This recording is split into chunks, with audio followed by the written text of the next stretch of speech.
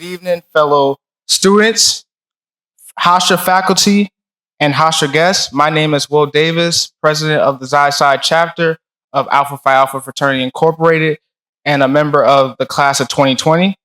It gives me great honor to welcome you to this signature event, the Black Tax. I'm extremely excited about tonight's presentation, which was made possible due to the collaborative effort with the Cultural Center. Shawn D. Rochester is the CEO of Good Steward LLC and the founder of PhD Enterprises and the Idea Institute. These organizations provide financial education and advisory services to consumers, increase the presence of Black employees and enterprise in U.S. public and private sectors, payroll, and supply chains, and facilitate commerce between the Black business community across the African diaspora and on the African continent. Shawn Rochester is also an author and sought-after speaker who has spoken on Wall Street, in Silicon Valley, at leading universities, and the United Nations about the staggering financial costs of discrimination against Black people in America and a new economic framework to help create the millions of jobs and businesses that are missing in the Black community. Shawn Rochester has a Bachelor of Science in Chemical Engineering from the University of Rochester and a master's degree in Business Administration from the University of Chicago Booth School of Business. He is the author of The Black Tax, The Cost of Being Black in America, and soon to be released, CPR for the Soul, which I was just talking about, how to give yourself a 20% raise, eliminate your debt, and leave an inheritance for your children's children. Well, thank you again for coming out. And without further ado, please help me welcome Shawn Rochester to the stage.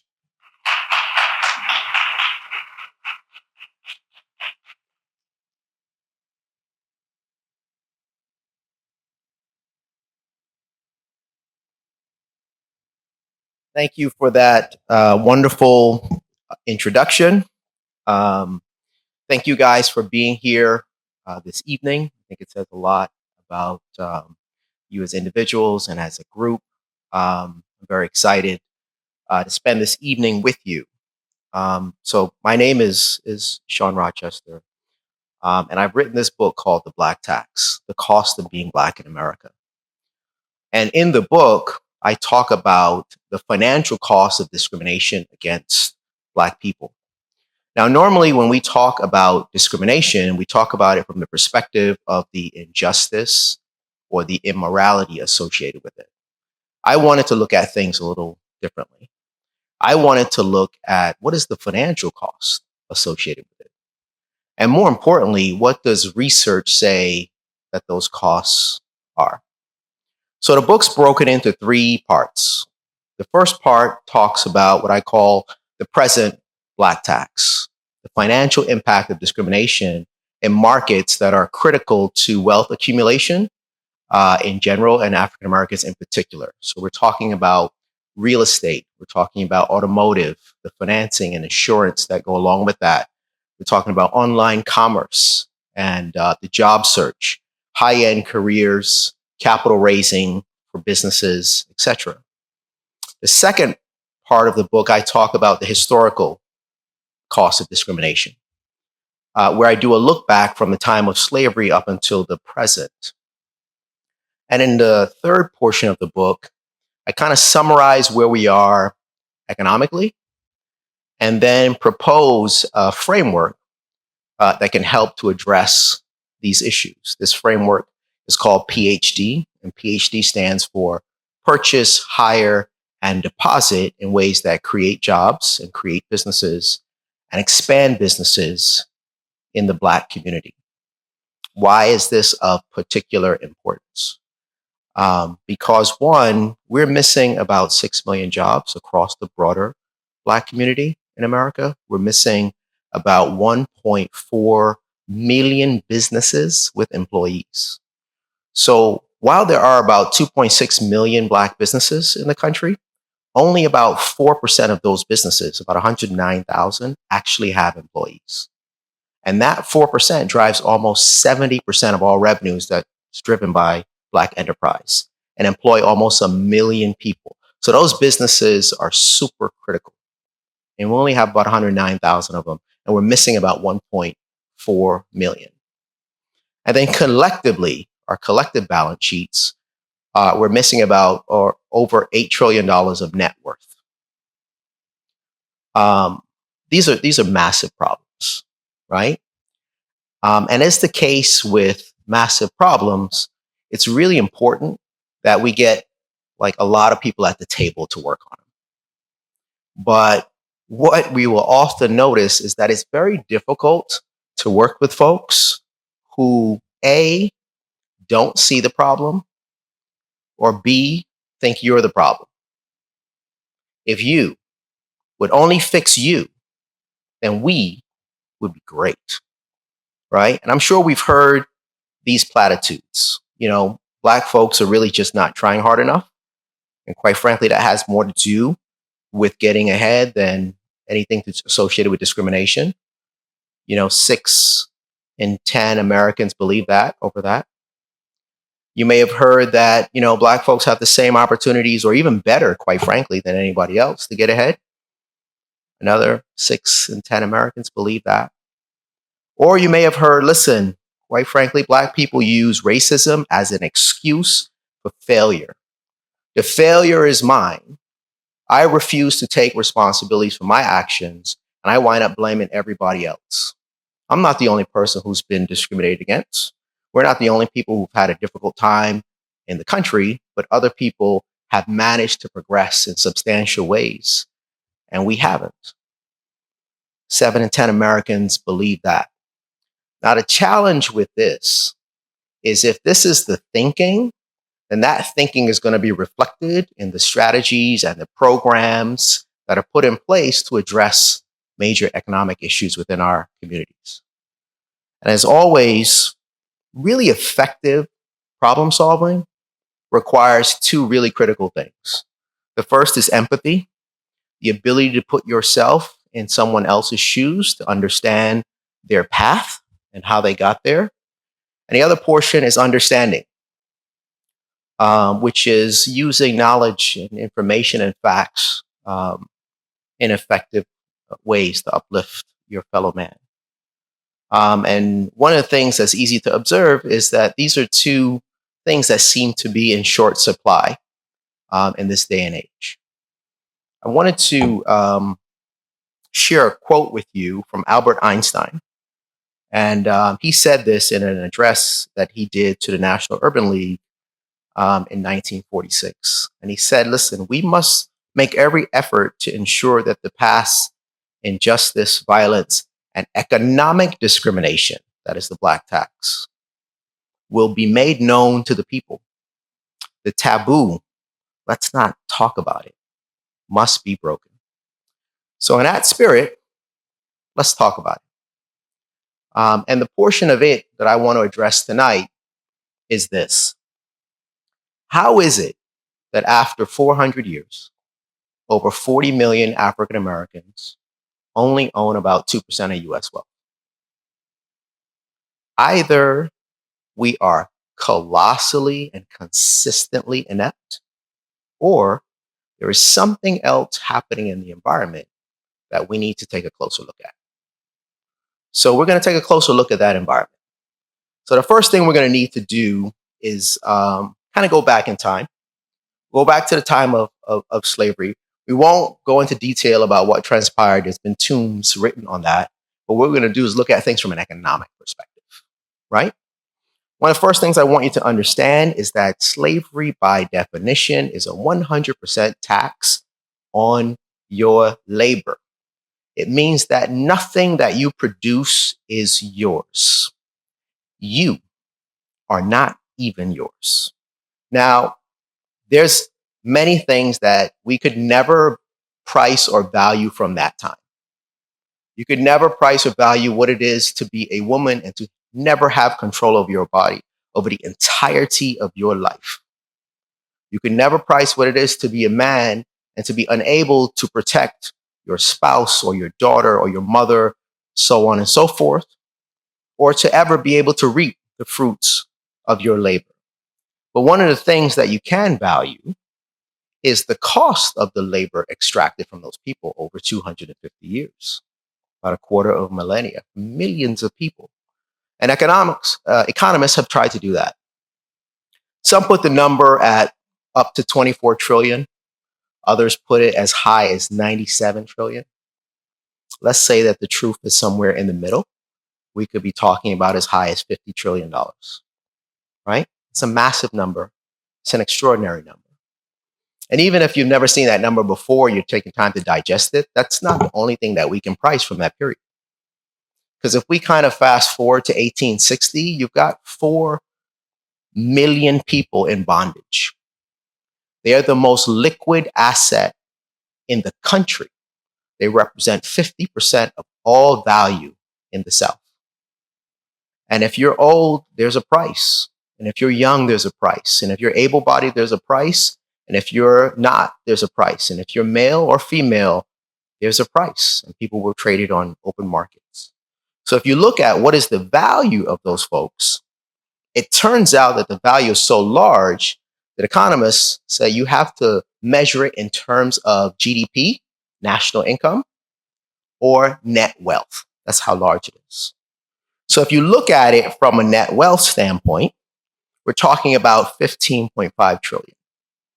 Now you say to yourself, Shawn, how you come up with 15.5 trillion, right? So national wealth is roughly $85 trillion for the United States. Economists put the value of Black people held in bondage between 16 and 20% of national wealth. If you put it on an equivalent basis of what it would be today. So 16 to 20% is about 14 to 17 trillion dollars of today's equivalent. So you can average of those, you're at 15.5. If you measured it from a GDP standpoint, national income, they say it's between 1 and 2 years of national income, right? So if you looked at that, it's about 28.5 trillion. How do you come up with that number?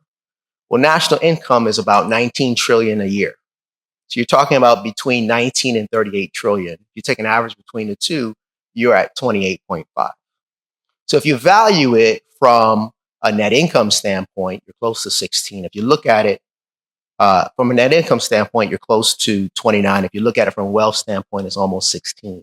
If you took an average of those two things, which we do when we're making valuations, you're talking about $22 trillion in today's equivalent. The point here is that no matter how you look at this, you're talking about massive, hard to conceive numbers in size and scope. So let's talk a little bit about the economic implication of that, right? So if you look at the 45 million African Americans today, their net worth in total is about $1.5 trillion. About 1.5. So we just established that if you value those 4 million slaves in 1860 in today's equivalent, we're talking about 22 trillion. So what does that imply? It implies that 4 million slaves 152 years ago was worth 15 times more to the country than 45 million African Americans today. Those are the numbers and the fact pattern. So in terms of slavery, we could say up to $50 trillion. Now you can say, listen, I knew it was bad. I didn't know it was that bad. However, while it was a tragic period, it did come to an end, right? And it came to an end a long time ago.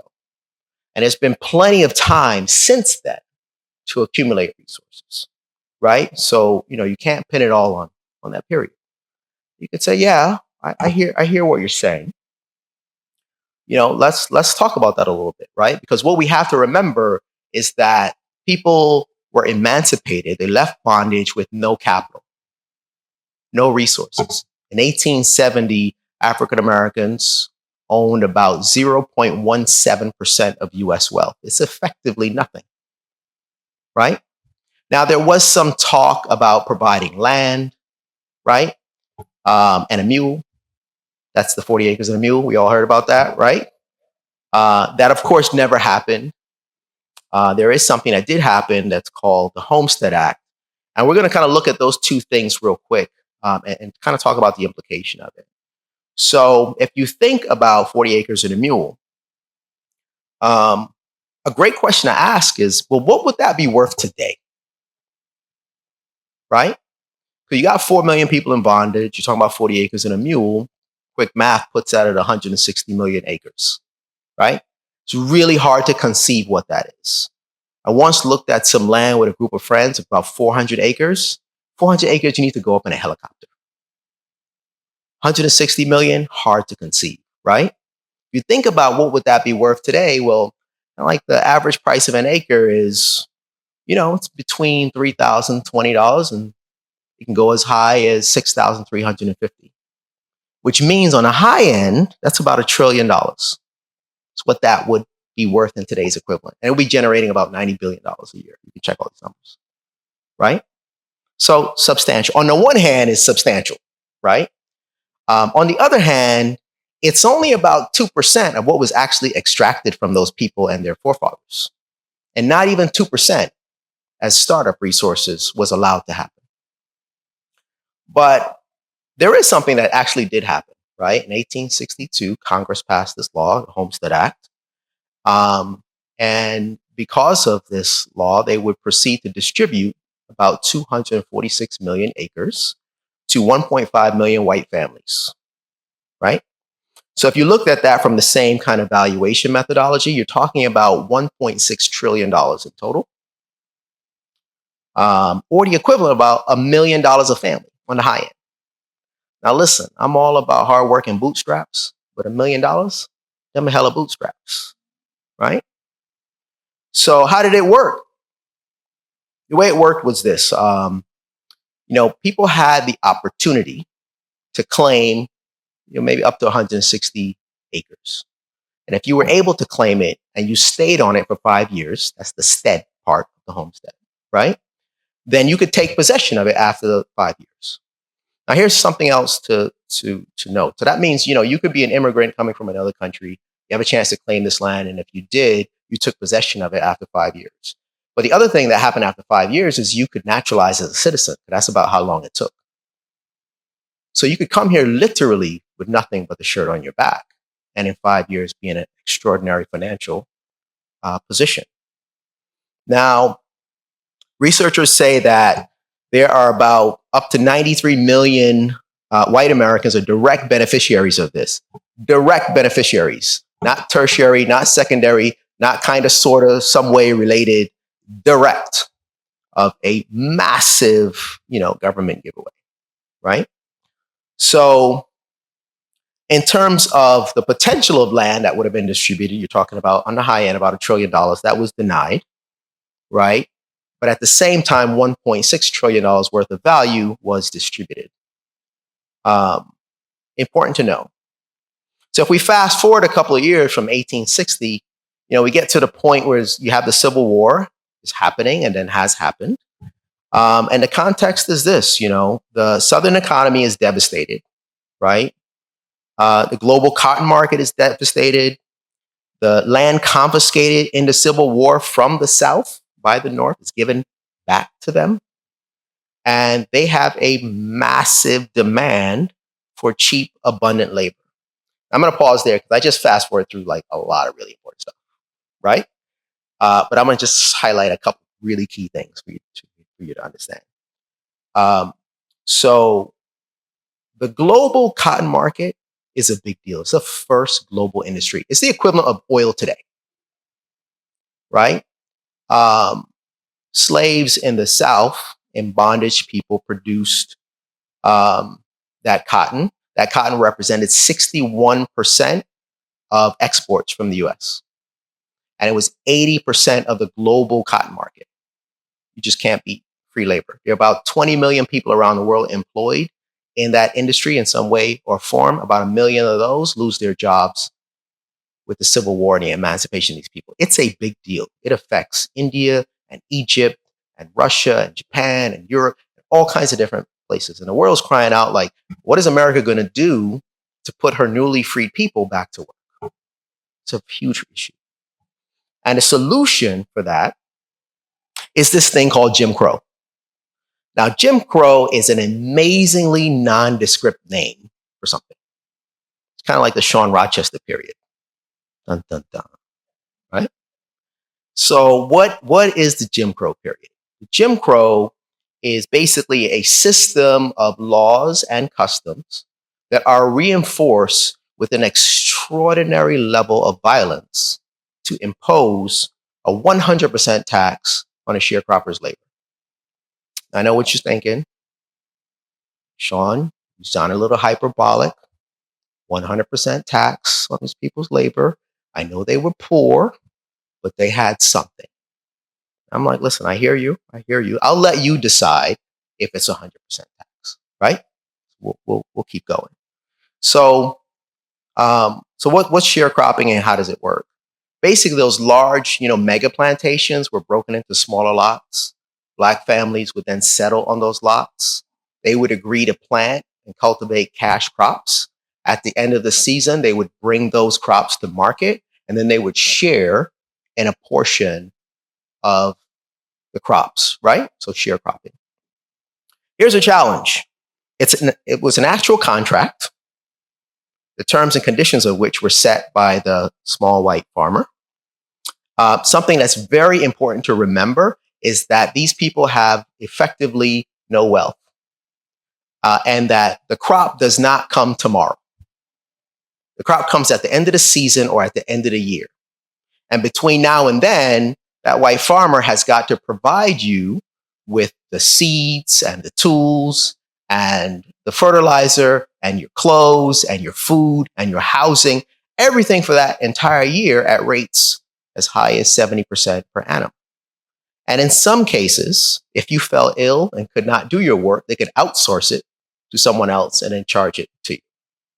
So effectively, what is happening there is that white farmer sets your cost structure or your expenses, right? Now, at the end of the season, when you bring the crops to market, what you need to understand is the small white farmer is the market. He tells you what your crops are worth, which means that he sets your revenue or your income. And if someone controls your revenue and they control your expenses, by definition, that means they control your profit. I think you see where I'm going with this 100% tax, right? Now, if you're fortunate, your profit will be zero. If you are unfortunate because they don't want you to go to someone else who's more generous, then your profit will be negative, which means you owe them. And they will roll that into what you owe them for the next year. And that leads to perpetual debt servitude. Now, I am very well aware of what you're thinking right now. And what you're thinking right now is, Shawn, that's a bad deal. I'm not going to take that deal. You like apples? How you like them apples? And I'm with you on that. It's a bad deal. But here's the problem if you don't take that deal. They got a law for that. And those laws say that if you cannot prove that you are a landowner and you cannot prove that you are gainfully employed, you will be charged with a criminal offense and put in a state or county jail. Now you're going to be like, all right, well, I didn't know that part. So I'll sign a contract. But you know what? I'm just not going to do the work. The problem with that is that they got a law for that. And those laws are called contract enforcement laws because you signed an employment contract. And if you break that, they can charge you with a criminal offense and put you in a state or county jail. Now, some of you might be thinking, look, I didn't realize that either, but this is what I'm going to do. I'm going to sit in jail. They're going to feed me 3 square meals a day. And when they get tired of that, they can let me out because I'm not doing it because it's a bad deal. And they got something for that. And that's called convict leasing, which means that they will lease you back to the very same small white farmer that you did not want to work for or to a private corporation. And if you take that deal, there's one thing I want you to understand. There is one aspect of convict leasing that you could argue is even worse than slavery, just this one, which is that while a slave owner will kill you and will beat you within an inch of your life, they would prefer to have you around for another 10 or 15 or 20 years to maximize their return on their investment. They have what's known as an interest in your residual value, right? Under convict leasing, there is no such interest. I care not about you 10 years from now. I care about you only for the terms which you are working for me. 6 months, 8 months, 18 months, 24 months. That is it. And under those conditions, you have mortality rates that are approaching 50%, which means you have a 1 in 2 chance of death associated with that. The other thing you have to realize is, as horrible as it sounds, it's incredibly profitable. You're a small white farmer, you can afford a whole slave. Slaves are expensive. You could rent one at a fraction of the cost. Treat them however you want it. It's incredibly lucrative. In 1914, the state of Alabama, 20% of their revenues were coming from convict leasing alone. And what's interesting about this is this isn't a bad 3 or 5 year period. This isn't a bad decade that we went through. This thing lasted for 75 years. And over the course of that time, 4,000 Black people were lynched. This is that we know of, right? That's publicly executed by your fellow American. It is the equivalent of one Black person being executed per week for 75 years. Under those conditions, you will get the hint. Your family will get the hint. Your community will get the hint. Nobody's been prosecuted for these things. So I think you see where the 100% tax on the labor is coming from. And if it is 100% tax on the labor, that means that by definition, it is slavery, which is why they call it slavery by another name. Now, if during the period of actual legal bondage, 50 trillion was extracted for those folks, and now they extended that another 75 years, which is about a third of the time, you can argue that another 15 trillion was extracted from these people. And what you have to remember is that while there were 4 million Black people in the fields in 1860, 1935, you still had 4 million Black people in the fields, value being extracted under these conditions. So let's think about the implication of that.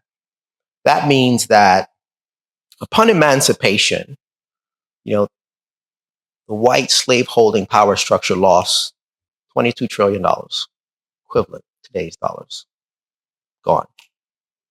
But then over the next 75 years, they would proceed to claw back 15 trillion from the descendants of these newly freed people. How does one accumulate wealth under these circumstances? Jim Crow period. So now you can say, listen, wow, that was significant. And that's, I didn't know that, right? What I do know is that, not everybody was under Jim Crow. Some people got an education. W.E.B. Du Bois went to Harvard, right? So some people got an education. So let's talk about education. And I would say, yeah, you're right. Education is the great equalizer. We call it, in today's parlance, human capital development, snazzy name, right? Associated with that. But here's the problem, is that upon emancipation, the white planter class was interested in cheap, abundant labor. They were not interested in public education. Now, small white farmers were absolutely interested in the creation and expansion of public education for their children, as they should be. Newly free people were absolutely interested in the creation and expansion of public education for themselves and their children, as they should be. White planters, not so much. They educated their children privately. But what they did need was the support of the small white farmer. So they agreed to expand public education, but that they would divert resources from Black children to white children. So W.E.B. Du Bois says that in the 40 years since emancipation, Negro taxes and the Negro share of income from indirect taxes and endowments have fully repaid white investment in the Negro's education. That's how little on net was invested, right? In 1914, a gentleman by the name of William H. Baldwin, who was the president of something called the General Education Board, you can think of that as the Department of Education at the federal level. He said the South needed Negroes educated so they could be the best possible laborers, and that with the right kind of education, Negroes will willingly work menial jobs and this will open up opportunities for Southern whites to work more expert labor. This is a person who's responsible for education, right? For the descendants of newly free people. By 1917, there are about 64 public high schools across the entire South. Not in a county, not in a state, the South, right? Not a whole lot of investment in human capital development. Most of the schools in a K through 12 system are built and owned by Black people. So it's a form of double taxation. Now, in New York City in 1920, they are investing per child about 50 times more than a Black child is receiving in South Carolina under segregation. 50 times more. What I want you to understand about that, and at the time, New York City is about 97 point something percent white. It's not nearly as diverse as you conceive it now. What that means is that you could come from another country to this country, by Ellis Island. And if you stayed in New York, while you came with no resources, you were going into a system that was investing 50 times more in you and your children, their human capital development, than a Black child was getting in South Carolina, whose parents had been here and people before him had been here for hundreds of years, right? Just a massive difference. In the South, for every dollar invested in a Black child, you have 5 to 8 invested to educate a white child. Not rocket science. If you do that with your children, one's going to be a pauper, one's going to Harvard, right? Black teachers in the South are being paid 25 to 34% on the dollar of what white teachers are being paid. Tough to accumulate wealth under those situations. White students are receiving 50% more years of education by the time they're 25. Massive differential in investment in human capital. It is so substantial that researchers say, listen, if you had just invested in the children the same, just keep all the discrimination and stuff in the marketplace, just invested in the children the same, that could have cut the income gap by up to 50%. Just doing that, just doing what the law actually said.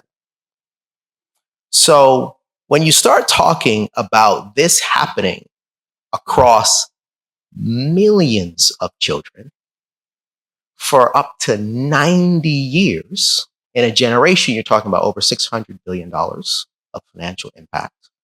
And across that period of time, you're talking about up to $3 trillion. So there is a cost to discrimination. Now you can say, listen, I hear you. However, back in the day, you didn't really need an education. We all have a story about a grandfather or a great grandfather in our family that had a fifth grade level education, a terrific work ethic, got a home, raised the family, did well. We all have experiences like that. So you didn't really need an education. So all you needed was really hard work and purchasing of a home. And you could have done really well. What happened there? And I think that's a really great point. And we could talk a little bit about that, because housing is the great wealth builder. It absolutely is. For everyone in particular, and for African Americans, for everyone in general, for African Americans in particular, right? Because about 64% of the net worth of the typical African American family is associated with real estate. It's critically important. It's actually really important to the country. The American dream is home ownership. The government invested heavily in helping Americans achieve that dream. I think that's a wonderful and terrific and noble thing. It is a massive reason why you have such a large middle class. They invested about $120 billion. Back in the day, it's equivalent of about $1 trillion today. Here's the problem. Less than 2%, and substantially less than 2% of any of those resources invested went to any Black family. Right? So I'm sure you guys have heard about, FHA and redlining, right? I won't go into a lot of detail about that. But the federal government invented the mortgage as we know it, right? And what they did was they just guaranteed the payments. That lowered the risk and allowed banks to take lower deposits and to spread out the payment over up to 30 years, right? It allowed millions of people to purchase a home that they could otherwise never afford, right? Only problem is that they refused to guarantee loans for African Americans and absolutely for African Americans who wanted to live in white communities. They were afraid of what they called neighborhood stability. Now you can say, well, I'll just talk to the bank directly. The bank also refused, or the banks also refuse to lend to African Americans. You can say, well, I'll talk to the builder. We'll work it out. Builders also refused. And the banks and the builders had another problem, which is that the federal government wouldn't guarantee their loans if they didn't refuse. And then you can say, I'm going to talk to the realtor. We'll work it out. They'll help me find something. Unfortunately, realtors, real estate agents refuse to participate in these transactions. And you can say, listen, we'll just talk to our fellow American. We'll work it out, right? Person to person. And unfortunately, residents signed covenants amongst themselves that said, if you ever sell from this community, that you will sell to a person who is Caucasian or of European descent. So you've got a complete phalanx, right? Now you can say, look, that sounds super duper qualitative. I would say you're right. The data's in the book. But what I can say quite definitively is that less than 1% of all mortgages issued in the United States of America between 1930 and 1960 went to Black people. There's no greater wealth builder. There's nothing more important than less than 1%. Now you can say, look, I get it. And one thing to think about is if you can't get a mortgage, it doesn't mean that you don't want a home. You still want the American dream. So what people started to do was they turned to the private markets under something called contract sales. And private markets are unregulated. So what happens in these markets is you don't have to do appraisals. So homes are being sold at like 2x the value. On top of that, there's astronomical interest rates. But that's not even the worst part. The worst part is that you don't build equity in the house as you make your payments. Let me explain to you what I mean by that. Let's say we make an agreement that I'm going to purchase the home from you and that I'm going to make 100 installment payments before I take ownership of it, right? And I make 99 of those payments and I miss the 100. What it allows you to do is to keep all 99 payments, to keep my down payment, to take back the house, to evict me, and to resell the house to someone else. You earn no equity in the house, and you are responsible for the upkeep and maintenance of those homes by that contract. How do people accumulate wealth under these circumstances? Now, you can say, look, it's a terrible period. You can buckle down and just, work your best and save your money, right? In the place where you're renting and kind of wait for some of this craziness to blow over. You know what I mean? But here's the problem with that. We're talking about a time at which you have many millions of people fleeing the South and being forced into these corralled areas that they call urban ghettos. Ghetto means involuntary, by the way, connotation. What happens when the demand for space is going up and the amount of space is not going up? The price of the space goes up, right? So it turns out that in those impoverished urban ghetto communities, the rent is more than 50% higher than outside of those communities. You can't even save money in there. How does one accumulate wealth under these circumstances?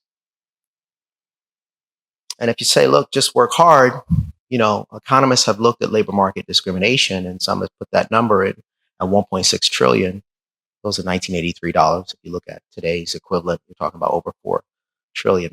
So extremely difficult to earn and to retain income under these circumstances. So this helps to explain why, white Americans born between 1943 and 1951, my mother's born in 1946, would go on to accumulate 11 times more wealth than a Black American born in that same period. A lot of people think that's strictly a matter of hard work. Just want to provide a little bit of context around that. Now, so when you talk about housing and labor market, you see the numbers are staggering. Now, I'm not going to have time to kind of go through the New Deal or the GI Bill, which is over $1 trillion injected into the economy.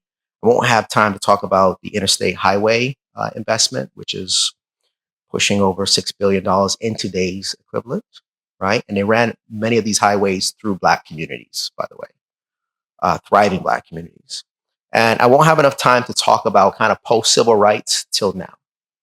But all of that is covered in the book, which you will get before you leave. So where are we now? The Black community has $1.5 trillion less in revenue than we otherwise should relative to our portion of the population. $1 trillion of that is associated with business income, 520 billion associated with personal income, right? We talked about the missing net worth.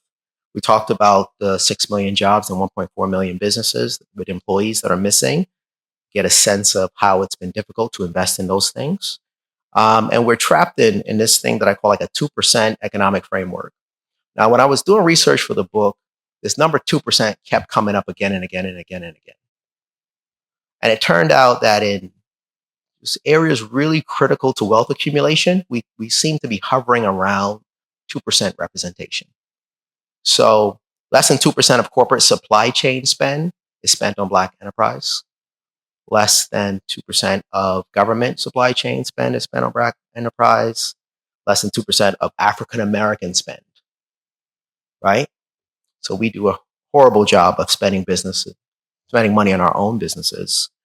And then when you think about really high growth, high paying occupations, whether it's in the tech sector or it's in Silicon Valley or it's, management at in the financial industry, so on and so forth, our representation tends to be around 2%. Thinking about STEM careers, tends to be around 2%. Black doctors, 2% of Black males, so on and so forth. It goes on. There's a couple pages I dedicate just to the occurrence of these things. In terms of our deposits in banks, we less than 2% is in Black financial enterprises. Actually, if you look at the U.S. banking system, only $4 out of every $10,000 in the banking system is in a Black bank. There's just simply not enough capital in those banks to provide the loans. So deposits in those banks to provide the capital for businesses. Less than 2% of SBA loans goes to Black enterprise. It's actually a lot less than 2%. So all of this provides a really negative impact, depressive impact on job creation and business development in the Black community. So you can get a real sense of how is it that after all this time, we're only at a point of accumulating about 2% of US wealth, right? One of the things I want to talk about really quickly is what was lost. That's the cost to Black people, right? But what was lost by the country from not taking advantage of fully integrating Black talent and excellence into the economy? And I want to look at it from an innovation standpoint, right? So that period from 1870 to 1945 that we talked about, that Jim Crow period, that's also the heart of the Industrial Revolution. You have 2.5 million patents are created during that period of time. We're talking about telephones and light bulbs and semiconductors and airplanes and automobiles, transistors, the things that are fundamental for the growth of our economy right now, all created during that time. How many patents were created by African Americans during that time, Black people? 726. Millions and millions and millions. What's the opportunity cost of that? So, why is this important? Samuel Kortum from Yale University says that a constant flow of new patents, innovation, can generate a constant rate of economic growth. It's super critical to the growth and expansion of economies. The Brookings Institute has talked about the impact of unequal access to education, human capital development, depriving the innovation system of the number of people that otherwise might be making or commercializing important discoveries, right? It's a big deal. And given that talent generally follows like a normal distribution, like 70% of people tend to be in the middle, right? Average to good. 15% tend to be awesome. I call them the ultra brilliant. We all like to think we're in that category. 15% are very much below average. So one of the things to think about is, what was the size of that ultra brilliant population over the course of that time, right? In 1870, you're talking about 730,000 Black people. 1900, you're talking about 1.3 million. 1930, you're talking about almost 1.8 million. In 1950, you're talking about 2.3 million. What were these folks doing in 1870? Sharecropping. What were these folks doing in 1900? Sharecropping. Very few got the education that we all talk about. What were these folks doing in 1930? You guys still have 4 million people in the fields during this time. 1950, 1948, only 1.6% of African Americans have a college degree. What is happening to this ultra brilliant talent? And if it had been put to use in the innovation system, what we would be looking at, and not using them, is called misallocation. We'd be looking at another 280,000 patents. Now, that's directly proportional to economic growth and development, right? No innovation, no America as we know it.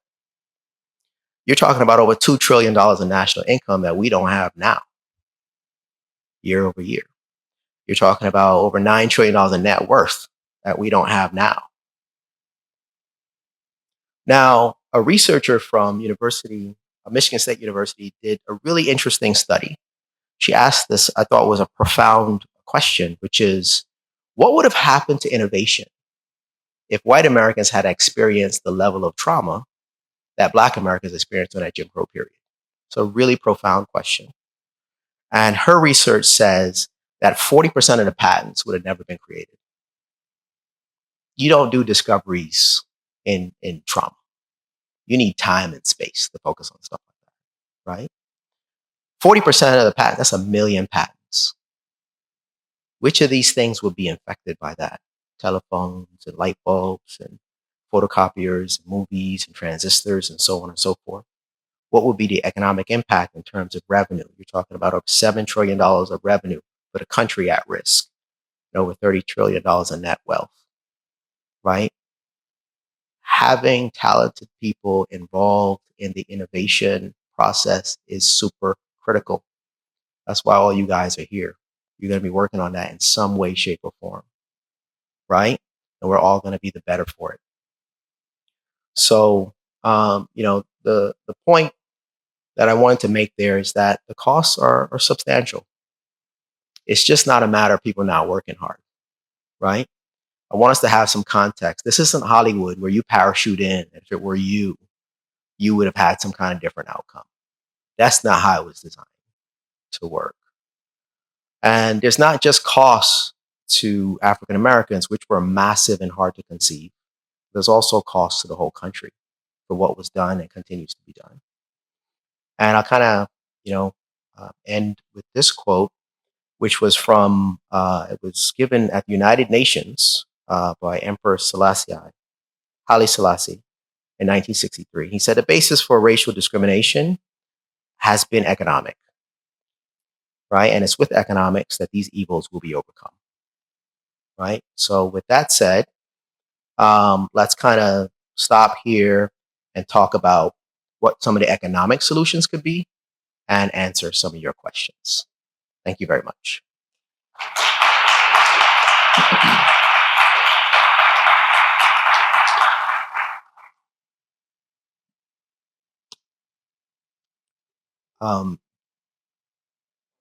Yes.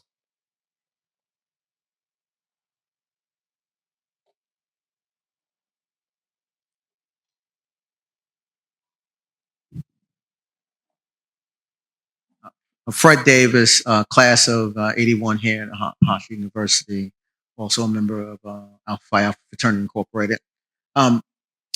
So what you said is phenomenal, first of all. I mean, just incredible. And I did read the book.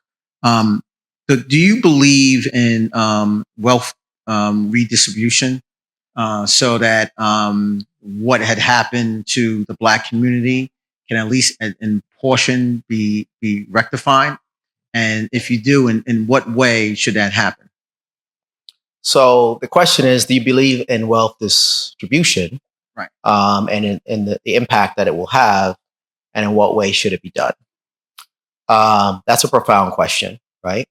So the short version is yes, right? It's a very necessary component, right? The other question is, in what way should it be done? And before we go to that way, what I'm trying to do is increase the quality of discourse so we can evolve from why are we having this conversation to what can we do about this?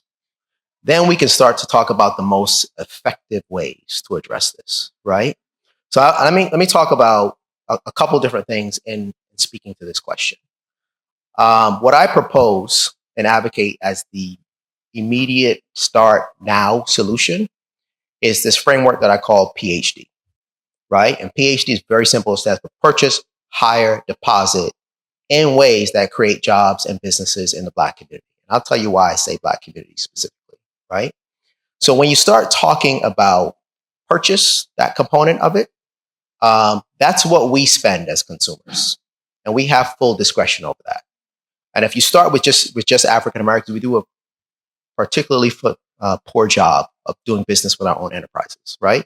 I think we're at 2%, which means we're 98% isn't. The last time I checked, 98% was excellent. We're excellent at not doing business with each other. That's not a winning strategy, right? So it's shifting that spend for the purpose of creating jobs. But it's not just African Americans, it's anyone else who believes in economic development and the creation of jobs to solve problems. That's at an individual level. That's your consumer spend. At a corporate level, at a government level, at an organizational level, institution, that's your supply chain spend. All organizations have to buy products and services to achieve their strategic imperatives, whatever they happen to be, right? You're talking about the federal government's $600 billion, right? Corporations, it's a massive amount. Less than 2% of any of that is being spent on Black enterprise, right? Small changes in that spend can create enormous amounts of job creating opportunities across like the Black community. And the idea here is very specifically like, if you want to show allyship and support this, that, and the other, do it with your money and your economics. The organization, the institution, the government, so on and so forth should do that, right? It's a powerful net benefit. The other portion is the higher piece of it, which is that we should be properly reflected on the payroll of corporations in general and governments, right, as well, particularly those corporations that benefit quite dramatically from our patronage, right? How you show solidarity, support, whatnot, is by how much of your payroll is actually going to the communities that are sowing and seeding into you. It creates jobs. It's super, super critical. And then you have deposits, which is banks. Their job is lending, to provide credit. right? It's primarily business lending, right? And then it's also consumer lending. And Black enterprise doesn't have enough deposits to provide that lending, right? And that's super, super critical. And there is significant discrimination, according to research, in the lending that's happening now and historically from majority banks. And that's putting negative capital pressures on banks. So PhD is a really important part of that. And that's what we can do now. You don't need any government program to get that changing, right? You just share with people what matters to you. Don't just kind of write a check to a nonprofit, keep doing it, double down on it, but don't do that if you control a $15 billion supply chain. Do business with enterprise that creates jobs. Families are based on the ability to feed now and have something left over for the future, and communities are milled up of families. There's no more powerful thing that can be done than to create jobs and businesses in the Black community in particular. That has to be done. The second thing I'll say is, if you fast forward it and just did the redistribution right now, let's just fast forward straight to it, right? What would happen is it will be a massive stimulus for the rest of the economy. People are so caught up in their kind of bigoted thinking that they don't even realize that it all flows out. We've not been allowed to develop the infrastructure to retain it. We're going to buy cars, going to buy all kinds of different things. We don't own those things, and we're not properly reflected on their payroll supply chain. So most of that benefit goes to someone else. So you want to do both, right? Put this in place and then also advocate for that. Yes. Oh. Hi, my name is Nia Arrington Seward. I'm from the Kappa Phi chapter of Alpha Kappa Alpha Sorority Incorporated here on campus. And my question to you is, we're all college-age students. We're getting ready to graduate and start our economic future and legacy. What is your advice to Black students who are getting ready to start businesses and who want to go out there and do something different about the racial discrimination based on economics? That's a great question. That's a big question, right? So I'll take a stab at that. I would say there's a number of things that you need to do. Part of it is we all make enormous mistakes when we graduate from university, right? Black, white, kind of different. The Black community doesn't have the ability to absorb those mistakes, right? And so one of the things that you have to do, we all have to do, is you have to maximize your ability to retain income. You guys are going to graduate with great jobs into a society that values looking well, but not being well financially, right? You got to have a budget. You got to have a plan. You got to know what your free cash flow is.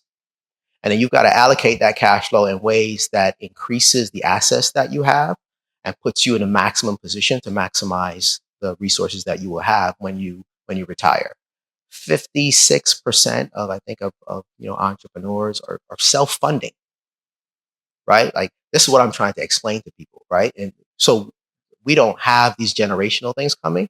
So the income that you're getting, you're going to have to make sure that you have a plan, you have a budget, you're maximizing your cash flow, you're minimizing debt, and you're maximizing all investment, retirement investment opportunities. Super, super, super critical. Got to be done. No cash flow, no conversation. We're done here, right? The other thing is applying PhD. And PhD is very simple. When possible, where possible, utilize high quality Black products and services, right? Who's your realtor? You know what I mean? Who's going to be your financial person? Who's going to be your insurance person? Who's going to be your doctor, dentist, so on and so forth? These are accountants, clearly, right? These are super critical, high paying jobs and services. They're never going anywhere. They're going to be here. They support families in a phenomenal way. And we do not utilize these things as a people. And I think it puts us in a really bad situation to not be doing what we would want other people to do, right? So those are two things that I would say. And then the third thing is I would encourage you to encourage others to do the same. That's how you show solidarity, support, allyship, whatever the word is that people want to express. Now, I'll give you a quick example of how I think about things and how a PhD mindset works, right? I'm sure you guys remember a I think two or three summers ago, you had a rash of massive police shootings, right, with the murder of unarmed, Black men um, and women, and you had a lot of solidarity in New York City.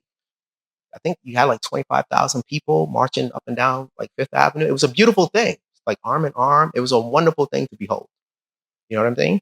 And people saw that. You know what I saw? I saw $3 billion of income. And not a nickel of that was going to be spent the day after that to create jobs and businesses and expand those businesses. That's what we need to do, right, to circumvent some of these problems. So that's what I would say in a short time that I have. Speaking of cash flow, Yeah.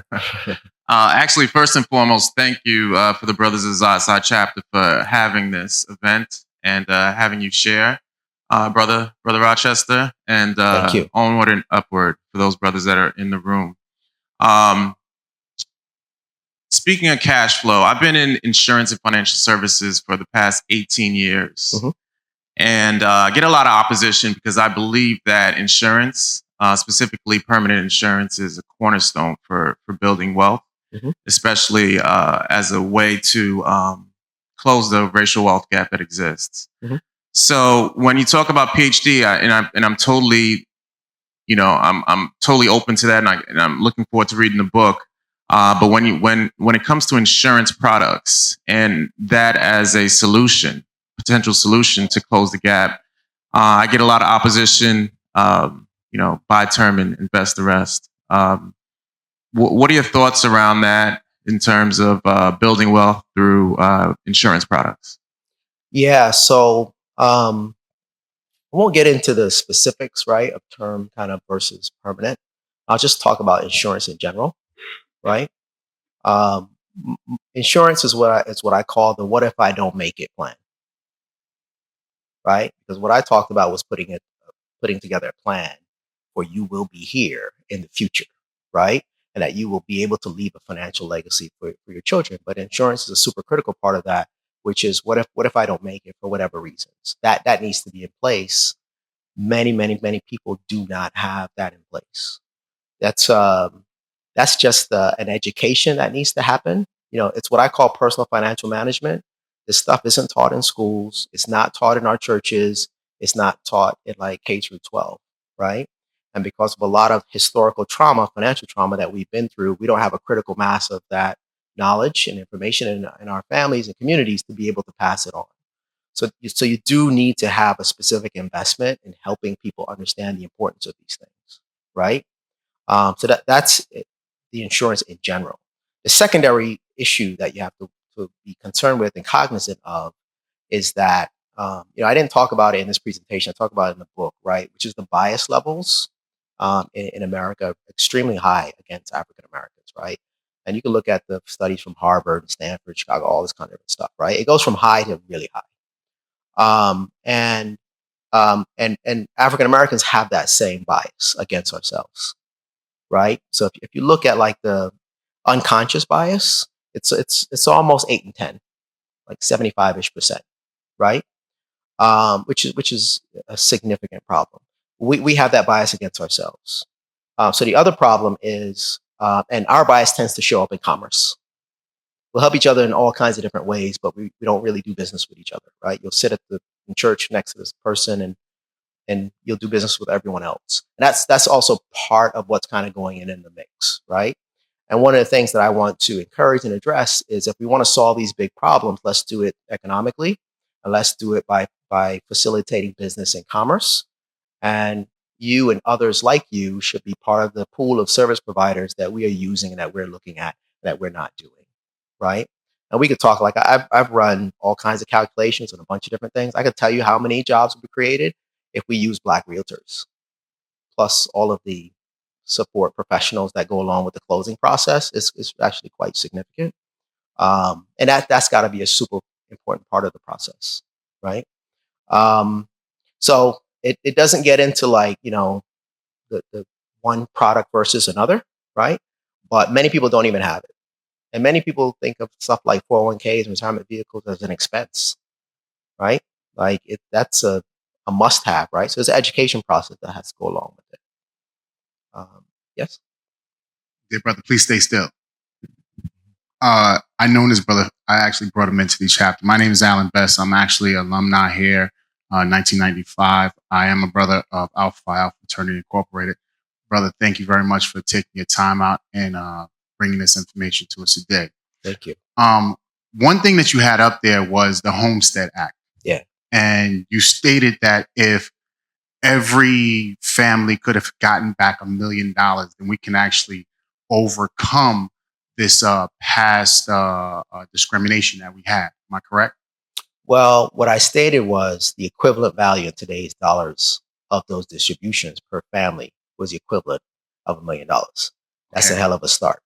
And I'm sure with everyone in this room, we played the lotto and we was hoping that we had that 1.6 billion, or at least we had that $1 million that was going to be taxed anyway, right? Mhm. But, you know, we went through the past from like the 1800s all the way up. Mhm. And if we as people say, how are we going to catch up? And this is kind of a statement, not a question. I want you to comment on it later on.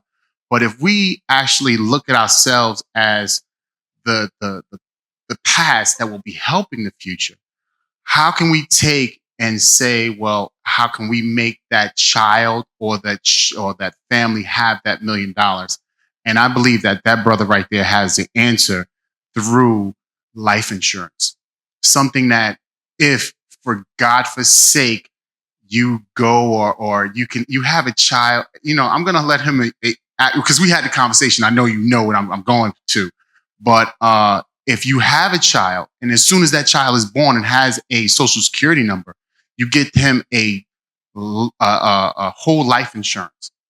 And you pay, you don't actually go out there and you don't have the BMW, but you have a Hyundai, and maybe you pay over a certain period of time. You know, the young lady said, well, what do I do when I get out of college? You're going to be creating your life. You're going to have a family. Sooner or later, you're going to be creating something that's going forward. If you just pay a little bit towards that insurance for that child or someone you know, once they get that social security number, I promise you, when they're standing here at my age, they'll be a millionaire.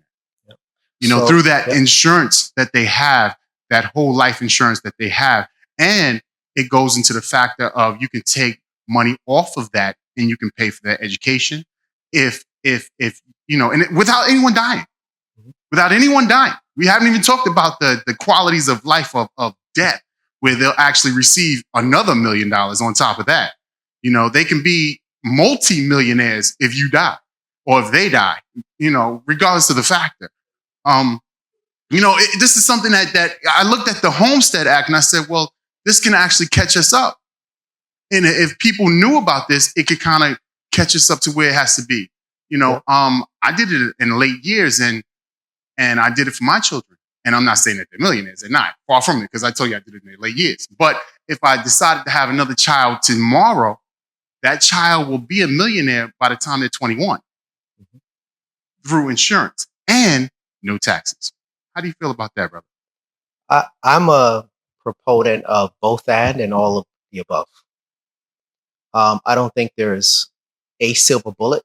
I think that is an important pillar, right, in creating wealth with everything else. What we have to do, like I have a engineering strategy type of background, so I'm always designing for the outcomes that I want, right?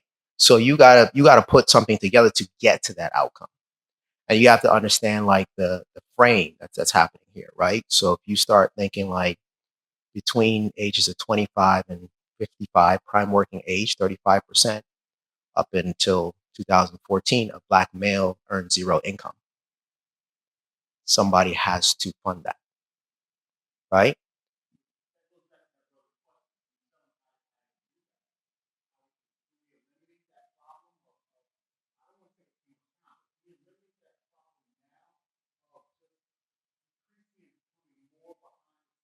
Yeah.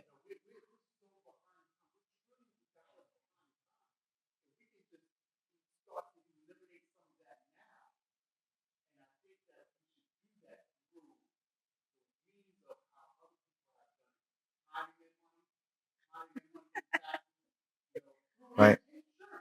So here's the thing. We haven't done a deep dive on the solutions. The reason we haven't done that is there's no point in that if people don't see a problem. That is where we are. You're trying to solve a problem that other people don't recognize, or they think it's your problem. And if it's your problem, why do I have to pay for it? Why do I have to suffer through it? Why do I have to sacrifice? As far as I can see, you did this to yourself. And you've been free, and you've been this, and you've been that. And when will you be able to stand on your own? And this is positioned again and again and again, and people seem not prepared to speak to it in a quantitative way. They speak to it in an emotional way. Let me break something to you. Nobody cares how you feel. They don't care about your feelings. They care about your skill set. They care about your ability to add value. And that's that they can get past their conscious or subconscious bias, which we have not gotten into, right? All of these things are part of the problem, right? It is a multivariate solution. It can be solved, right? And it's having people at the table who recognize the problem and are talking about what are the ways in which we can do this. There are programs that work now that are underfunded. There are programs that haven't been put in place that could be put in place, right? So the first step for me is to help people have the same fact pattern, right? People say, oh, slavery was a long time ago. It's not that big a deal. Okay. Before you get the information, sounds perfectly sensible. After you get the information, tough statement to make, right? Now we can start working through what some of these problems are, right? We haven't talked about the bias that goes into how work product is evaluated for like attorneys. You're talking the highest level kind of capability. We haven't talked about the differential in what Black doctors make to white doctors. Everything accounted for except race. Like, we haven't talked about the billions of dollars that actually are showing up in attacks today, right now, how that could be alleviated. Because those things can fund a lot of the stuff that we're talking about. So this is like a multi-part discussion that we need to have. And so I'm with you, chomping at the bit to solve it, right? But we can work on that once we got people rowing in the same direction, right? And there's a lot of people to get the information that have impact and authority that's really large that can be very helpful. They can be accelerators and catalysts to the very things that you're talking about. So, but we can talk further kind of offline. Yes. Okay. I'm Brenda. I'm a real estate investor, and I also work for local government here in Nassau County. Mhm. Your book seems familiar. It's similar to some things that's in Claude Anderson's book. Mhm. And I want your opinion. Are you familiar with Dr. Claude Anderson? Yes, I am. And also, with my property investing, I deal with a large circle of Black people that make very well money, but Mhm. they kind of leave the community. Mhm. And then the great money that they make leaves their pockets because Right. they keep searching for something more and more, which they feel is better, Mhm. but their wealth leaves their pockets. So, Yep. what is your opinion on that, and your opinion with Dr. Claude Anderson, and also with Powernomics? What do you think? So I'm familiar with Dr. Anderson. One of my fraternity brothers told me about him when I was an undergrad. I read his book. I was like, wow, Okay. right? For sure. What is different about my book is I go into detail on the financial cost and implication. It's a thin book, and it'll be a quick read because I don't talk about things that I can't substantiate with research and data, Okay. right? And to my knowledge, and to everybody else I've talked to, nobody's done that before. It's a particularly unique and profound read, and it's Okay. designed to paradigm shift, to change minds, because I ultimately want to change actions. In terms of, you know, what you're observing with, wealthy African Americans kind of moving out of the community, that's a much larger macroeconomic problem that we could talk about, right? What you have to remember is the structure of that was created in what I just walked you through, right? Like, the communities that we live in, we did not create, we did not architect, we did not design, we made it home. but that's not what our homes should be, right? People are moving to places where the resources are more substantial, right? Where you have great jobs and industry and economic opportunities, you have great schools. There's no place where that continuum like doesn't exist. The problem, there's multiple problems here, right? The first thing is as people leave, because their money is not in Black financial institutions, the capital is leaving with them. If their money was in institutions, the capital wouldn't be leaving with them. It would still be available, right? So that's part of that's the D in PhD. If you're not doing that, you're not going to circulate anything, right? So you know how people talk about the velocity of money, how it stays in communities for different times. The people that we admire most, right, like our Jewish brothers and sisters, our Asian brothers and sisters, our Latino brothers and sisters, they do PhD. I'm just giving it a name. That's what we admire, right? I mean, they spend and deposit, right, and hire in ways that create jobs and businesses in their community as they should. We don't. There's structural reasons why that's the case. We're prevented from doing that, and we're living with that legacy now, and we're trying to turn that around. People generally move to where economic conditions are better, and unfortunately, economic conditions are typically better outside of Black communities that were kind of made for us in the community, that were made for us in this country. And what I'm trying to do is reverse that process, right? We have a massive jobs problem, right? And when you don't have jobs, you don't have income. Like families are based on the ability for you to earn decent income, cover certain costs, and have something left for the future. When those things are hollowed out, see, like we didn't get a chance to really talk through how we got here from like the 40s, 50s, and 60s to show all this stuff where it would be much clearer. Then we have to talk about how do you get people to come back and what's the process, for doing that. So I won't be able to answer that and kind of go into it because I would have to go through a bunch of other stuff to do it, but we can talk offline more about that. Okay.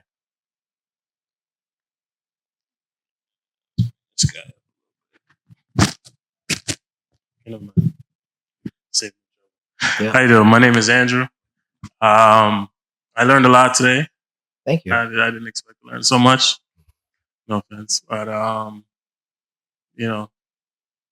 have heard constantly. It seems the thing that makes this the most complicated to me, and it's the money. People's money. They touch their money, and even in a Black community per se, or any community, if you go to Flushing, you know where to. If you go to a store, you know you're putting money in whose hand. I live in Queens. Even in Queens, I go to a store that's selling stuff from my culture, but it's not owned by my people. Right. And there's nowhere around where I go into a store and I know it's owned by that kind of person. And it's essentially even a Jamaican store. It's not owned by. I've spoken to them, and it's not owned by someone of my culture. So finding where to reinvest the money, even if that is my intention, is its own problem and its own complication that I kind of don't see an answer to. But then, with the age of the internet and everything going now to another place I can't see, where do you fix that problem as well? Like, where does the money not hemorrhage everywhere else as opposed to finding its way into our community? Right. So we can stop, like you said, stop the bleeding. Even though you change the mind, what happens to the mind when you can't find a place to put the money? Right.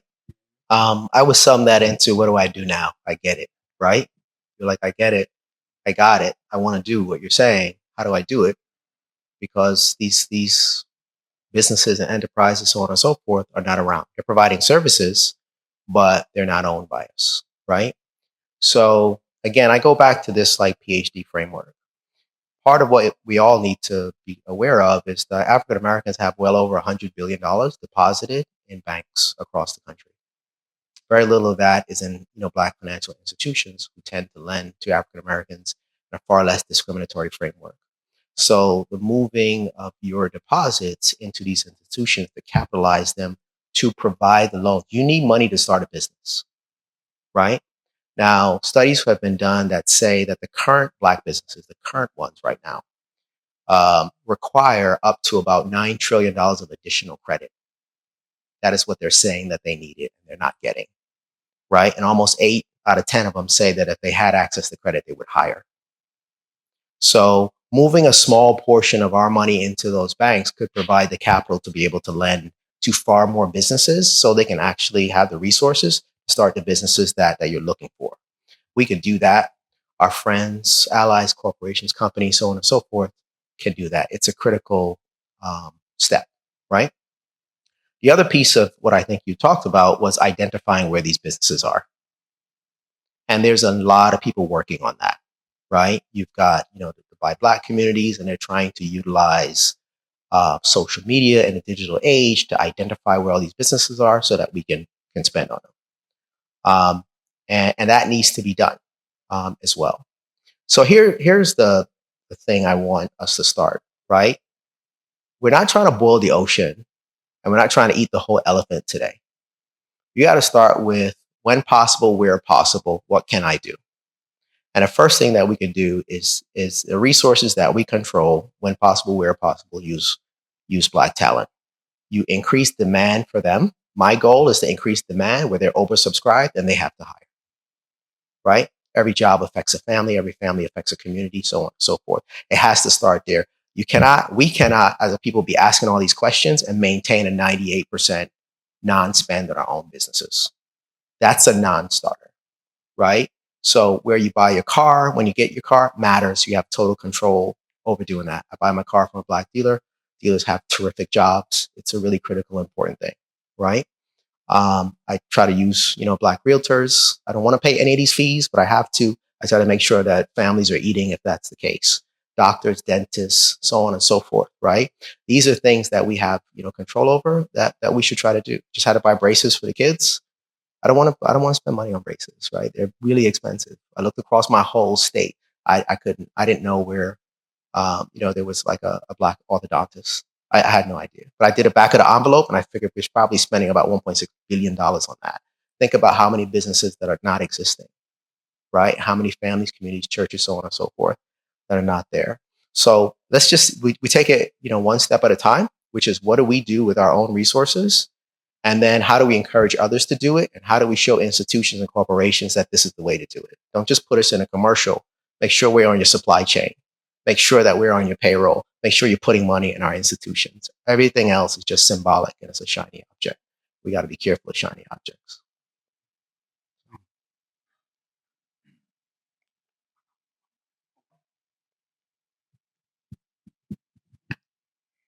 Good evening, everyone. I'm Michael Coates. Thank you, Brother Rochester, for attending, being at this event tonight. I'm Michael Coates. I'm the Xi Affinity Chapter President. Left Hofstra 2007 and part of the Alumni Association. So I just wanted to thank everyone for being here, and I'll talk more shortly about some things. But I just wanted to get to I had a couple questions, Brother Rochester. It's kind of 3 questions, and you could answer them at a high level. And then I know you was talking about your PhD methodology. Yep. But my first question is, one, how can I personally just sweep my own porch? Meaning I have friends that are very successful. So how do we bring consciousness to someone who's one of our friends who's a person of color, and they go to Harvard, they come out, they work at a big firm, Goldman Sachs, Cravath, Swaine and Moore, they're making $200K, and then they kind of just go out in the abyss. And consciousness meaning, like, how do we make them realize, spend Black and hire Black? Because I see that too many times, someone, they're very successful and it's like things are going well for them and they kind of just get lost in the abyss and forget about everything we just spoke about. So that's one. A subset of that is even people who work in key positions. How do I bring our consciousness to them? For example, I know someone who works at a pretty prestigious law firm, top 3 law firm. Law firm's worth $1 billion. They're head of diversity. And to them, it's just a job. But I'm like, you're in a key position, probably to hire, do really good because you do have a budget, and that budget could impact, as you said, Black-owned businesses, and also it could hire people. So that's kind of just one question. The second question would be, how do we get past the subconscious bias? Because I do notice that, and that is huge. And I've been speaking to people about that recently, and they kind of look at me like, huh, what are you talking about?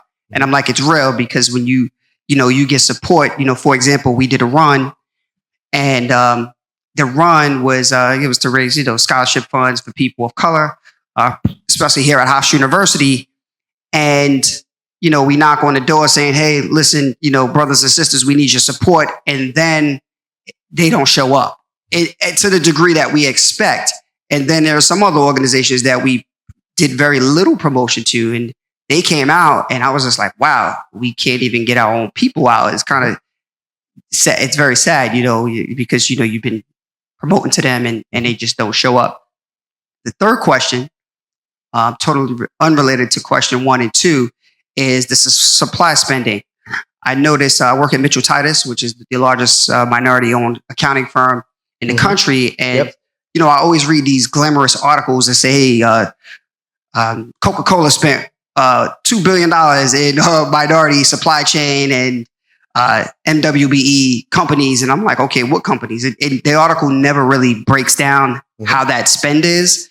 And I'm not sure if it's public information, but I never kind of see it trickle down to some of our organizations. Right. And maybe it does. I'm not at the high level meetings, but I work on numerous accounts, so I don't always see the spend come down. So I kind of can use common sense to say, wait a minute, they just spent $2 billion, and we are the largest minority controlled accounting firm. I really don't see the revenue. So what's up? So with that third question is, how can we be more actively involved in knowing or holding these companies accountable versus just glossing over an article saying, oh, they spent $2 trillion and forgetting about it, versus and bring a consciousness of saying, wait a minute, what did they spend the $2 trillion on? Right. And who benefited? Right. So that's a lot to hold in short-term memory, right? I'm going to boil the first 2 questions down to this. You would like to see different actions, right? But actions follow thinking. So what you have to do is change their perspective, which is what I'm trying to do with this conversation, right? So, I need you in whatever way, and everybody else here in whatever way possible, to amplify the message. The great thing about like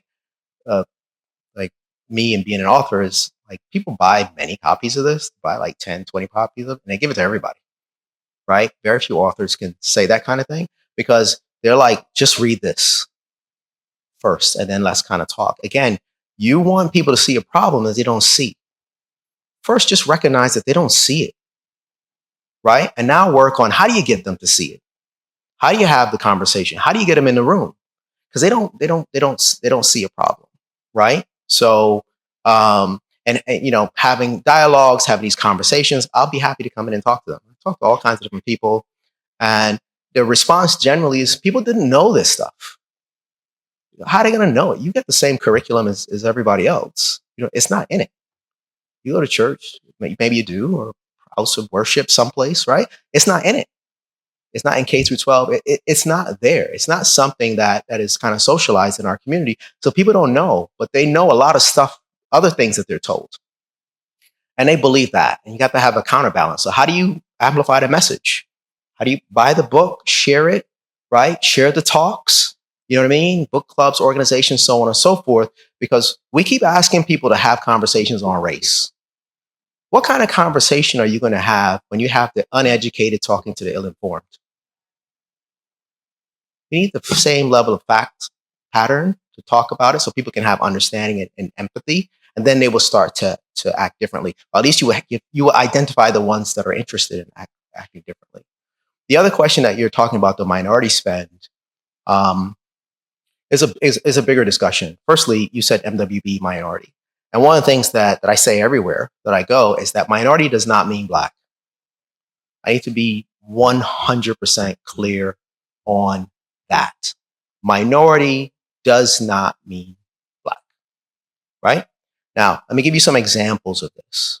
So if you look at it from a supply chain spend, people will say, listen, I want to create jobs and businesses, and I want to do things that are necessary to uplift various communities. So what I'm going to do is we're going to invest in doing more business with women entrepreneurs and women business owners. I think that's dope. I think it's fantastic. I think they should double, triple, quadruple down on that. It's critical and it's necessary, right? Women who own businesses generate about $1.2 trillion. It's phenomenal. It's fantastic. If you ask yourself how much of that is from Black women, it's less than 2%. And I'm interested in how much revenue is going to Black women.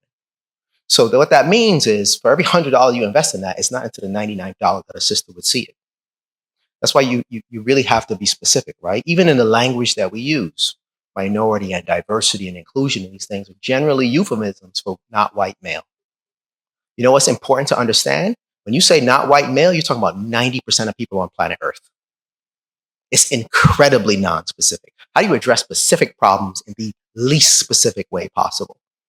If you say, listen, let's do this by investing in our Latino brothers and sisters, I think it's dope. Double, triple, quadruple down on it, make it happen. How much revenue do they drive? The ones that have employees, it's about $380 billion a year. Ask yourself how much of that is from Black people who identify themselves as Latino. It's less than 2%. Again, it's not until the $99. If you say, let's do it with our Asian brothers and sisters, they generate over $600 billion, right, a year, right, in their businesses. By definition, there's no Black ownership there. So when you look at that total amount of spend that's happening to minority, right, it's about 9% of that is going to Black enterprise. If you put women in it, it's 4%. That's why they don't tell you what the Black numbers are, because they're abysmal. It's much easier to talk about the minority numbers, and that's okay. Like, people are well-meaning and they're trying to do good and all that kind of different stuff. What I'm saying is, if you want to affect positively and profoundly in a Black community, you're going to have to be specific, because the resources don't get to our enterprises. And that is the fact of the matter, right? That's the detail. And people who are responsible for these programs don't know this. You know what I mean? But for everybody else, the layperson says, wow, that when they hear minority, they're thinking Black. They're thinking Black people are living it up, boy. Would you say $2 billion? Very little of that is going to Black enterprises, right? The data supports it unequivocally. And then you guys see it empirically. So,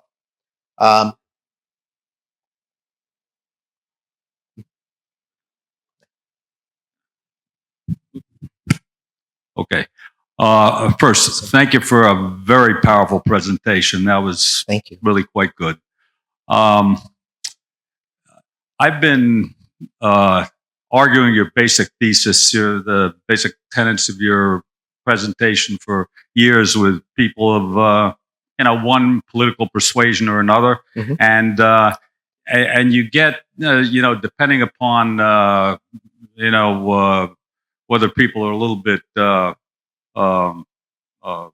more liberal or less, mm-hmm.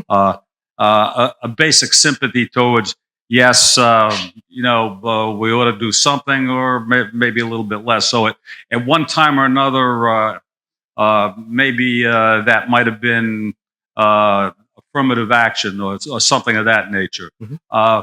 But in the past few years, we've seen an ascendance of the far right to a position of political power.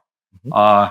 They tend to be less interested in historical economic arguments, and indeed less interested in arguments, period. And on top of that, racist.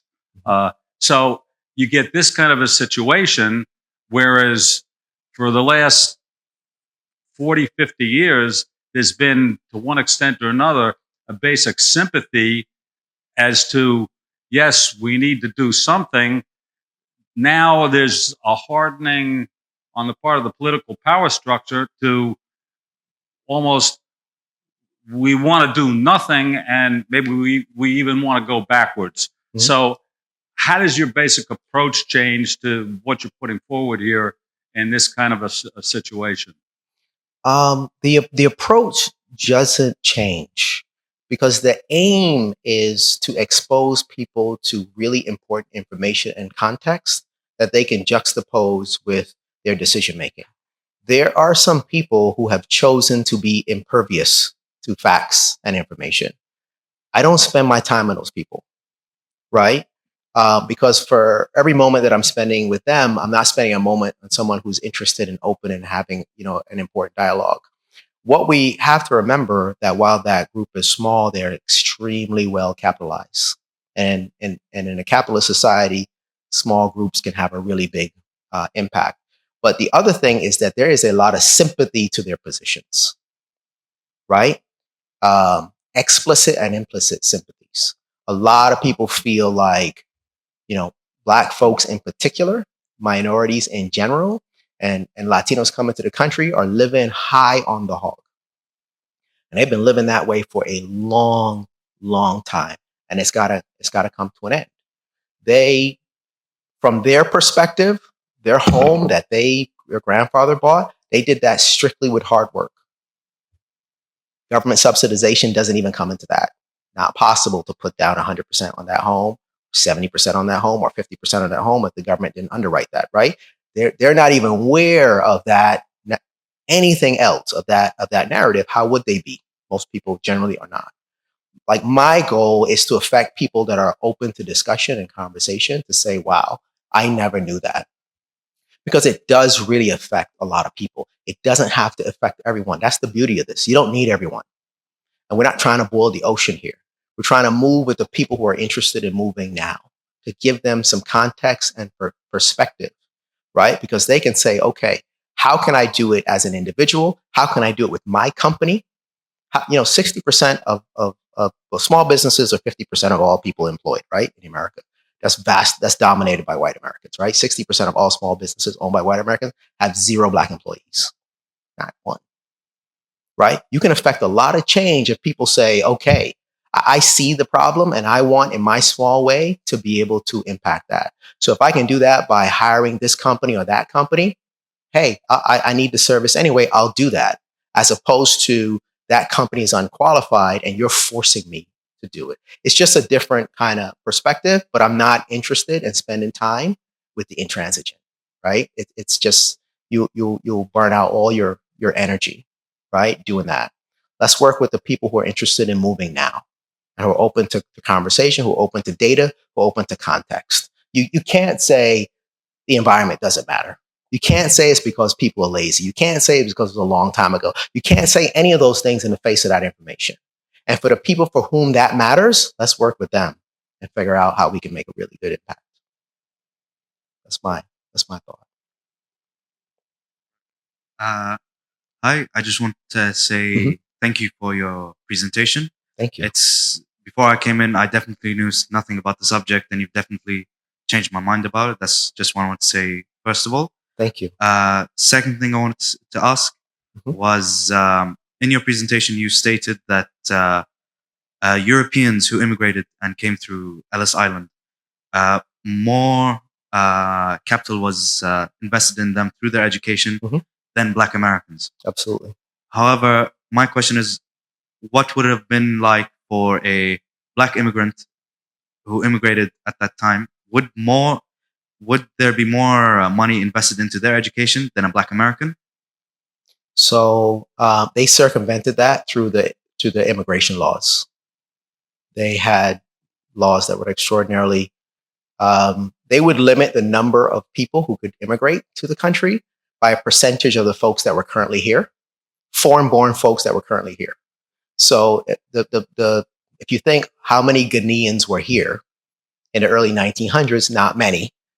A small percentage of that would be allowed to come in. It was just a very clever, creative way to ensure that you don't have immigration from African or Black, countries into the U.S. So they circumvented even having that problem.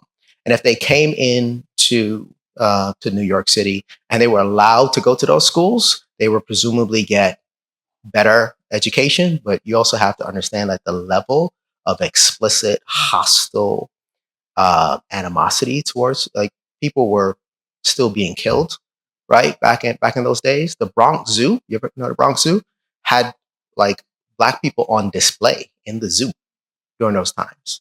People are still trying to figure out if Black people had souls.